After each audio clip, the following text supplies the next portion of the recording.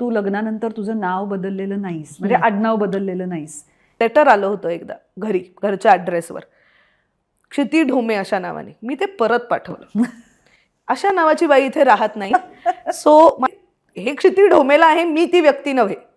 त्यामुळे हे परत तुम्ही न्या, मला माहित नाही हे कोणाचं आहे.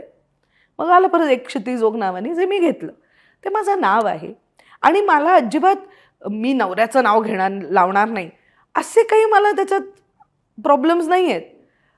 पण ते माझं नाव आहे. आता नाव कसं बदलणार मी? शाय अवे फ्रॉम सेईंग की मी हेमंत ढोमेची बायको आहे, अजिबात नाही. अनेक वेळेला मला लोक मिसेस ढोमे असं म्हणतात. I am very okay with that. I am very okay. Mr Dhome, पण ते माझं नाव नाही आहे. माझं नाव क्षिती अनंत जोग आहे.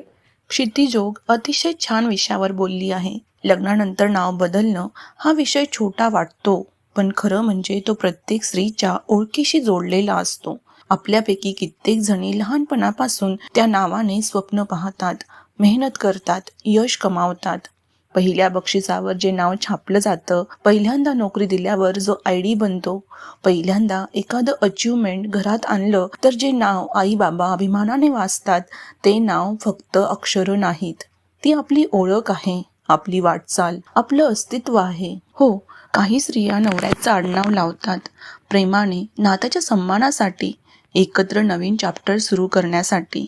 तेही खूप सुंदर आहे. पण काही स्त्रिया आपलं नाव जसंच्या तसं ठेवतात, कारण त्यांचं मी त्या नावात रुजलेलं असतं. तेही तितकंच सुंदर आहे. महत्त्वाचं एवढंच, नाव बदलायचं असेल तर प्रेमाने बदला, समाजाच्या दबावाने नाही, कुणी सांगितलं म्हणून नाही, बदलायलाच हवं म्हणून नाही. कारण नाव बदलणं म्हणजे ओळख मिटवणं नाही आणि नाव न बदलणं म्हणजे नातं कमी करणं असं नाही. दोन्ही गोष्टी ठीक आहेत, पण निर्णयाचा हक्क हा फक्त स्त्रीचाच. तिचं नाव, तिची ओळख, तिचं आयुष्य. आजही आधुनिक महिला स्वतःची आयडेंटिटी जपते, ठामपणे, प्रेमाने. लग्नाने नातं बदलतं, पण नावाने आपली ओळख बदलावीच असं नाही. रिस्पेक्ट हा दोन्ही गोष्टींसाठी हवा. बदलणं असेल तर तीही सुंदर गोष्ट, आणि न बदलणं असेल तरी तेवढंच ग्रेसफुल. तुम्हाला काय वाटतं? तुम्ही नाव बदलाल की आपल्या नावासोबत पुढे चालत राहाल? कमेंटमध्ये नक्की शेअर करा.